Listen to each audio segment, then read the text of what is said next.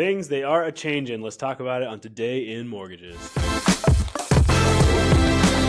Hey, what's up, Dreammakers? Welcome back to the show. We're talking about what's real, what's hype, and what you should actually be paying attention to out there in the world of mortgage and real estate news. It's Today in Mortgage. I got Rich Jefferson back with me here again today.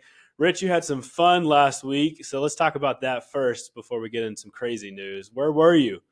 I was at the Masters. Awesome. How'd it go? That was great, man. We had great weather, just a great tournament. Yeah. Lucky Well, enough to be able to attend it. you get to go to that with our chairman here at Network Funding. He's a great guy, leads a great company, and so one of the many perks of being you, right? Right. Well, Rich, the last time we spoke was last week this time, and pretty much the world has just gone nutso banana pants since then, with ups and downs in the market and tariffs, no tariffs, delaying tariffs. We don't know what's going on.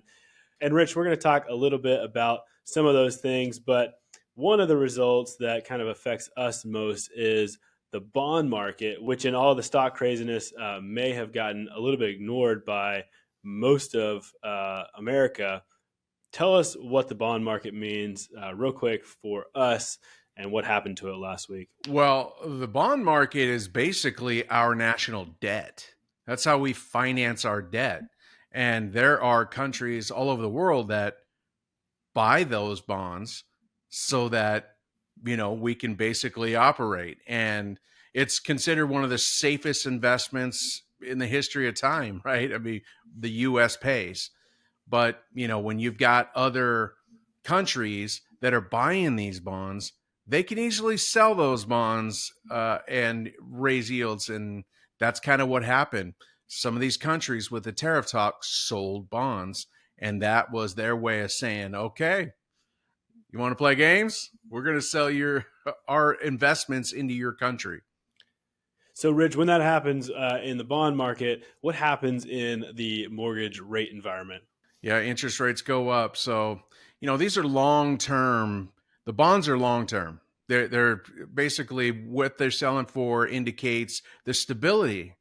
If we're super stable, then yields are low because low debt. If we're not as stable, yields are high because you have to attract investment.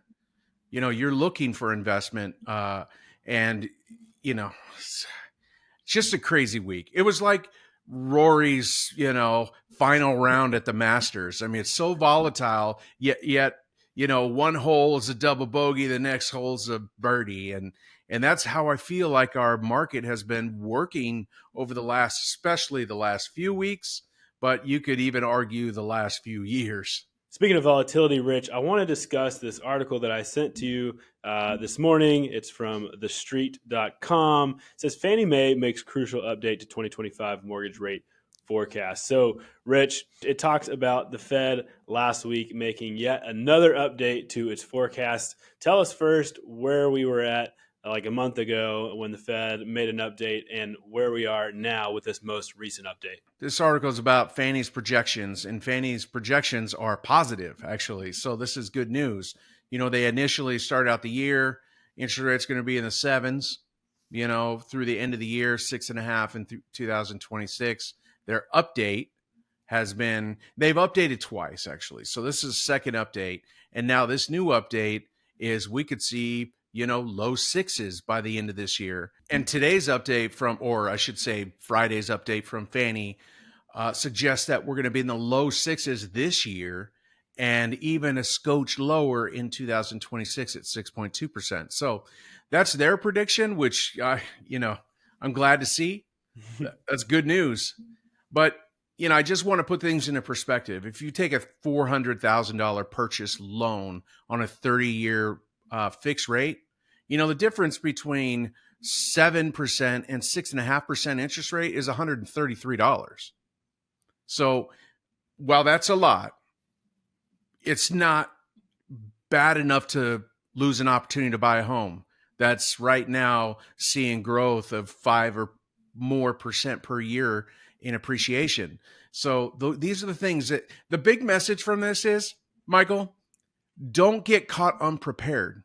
If Mm. you're in the purchase market, you need to make sure that you're constantly updating your approval, see where rates are, make sure there's no changes in your credit profile and your income, debt to income ratios. Stay ready to pull the trigger. And if you're in the market to refinance, you have to get ready also. You have to be ready to pull the trigger.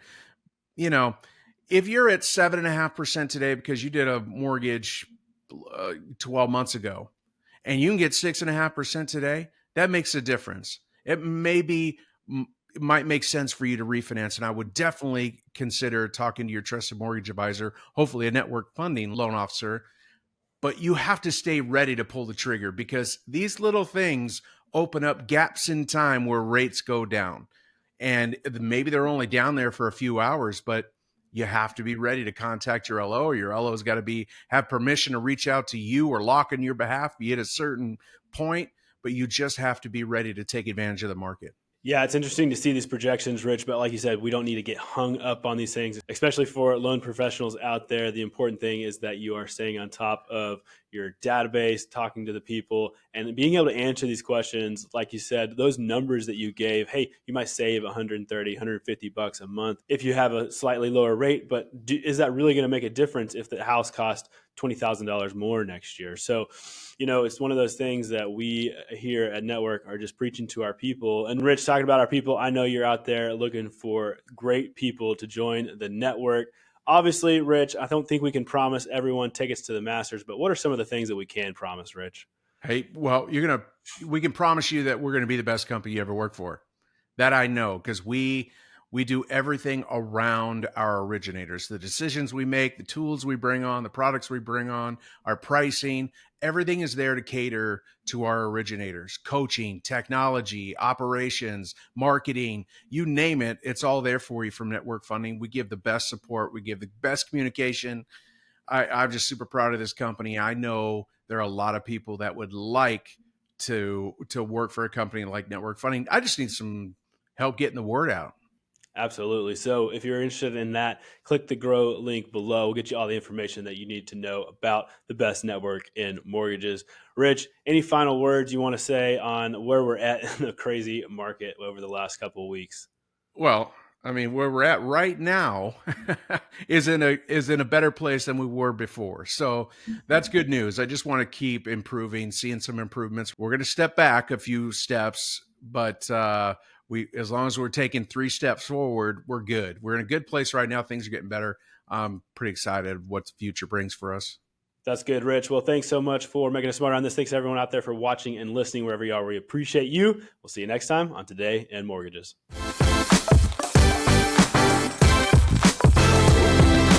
Today in Mortgages is produced by Network Funding LP, which is an equal housing lender, NMLS 2297. The content of this program is meant to be a commentary on mortgage and real estate news, and any discussion of rates and or products should not be taken as an individual mortgage or home buying advice or pricing estimates. And any commentary on this show should not be considered a promise to make a loan.